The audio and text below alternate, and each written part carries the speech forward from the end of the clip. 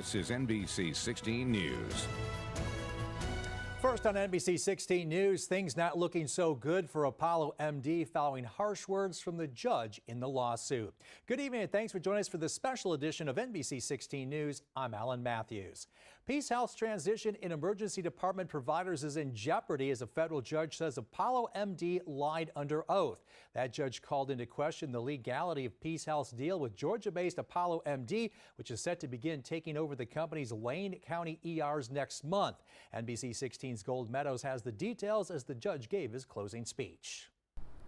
Judge Mustafa Kasabai said the deal between ApolloMD and Lane Emergency Physicians, which lacks a contract, is pretty much a handshake and a wink. And he said that according to state law, that's not enough. This comes at the end of a 4-day hearing, which stems from a lawsuit filed by Eugene Emergency Physicians, which has staffed PeaceHealth's Lane County emergency departments over the last 35 years.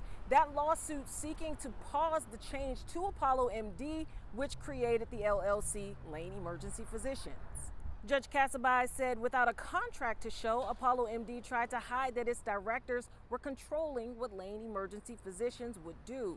ApolloMD created Lane Emergency Physicians to be able to operate in Oregon under Senate Bill 951, the state's corporate practice of medicine law.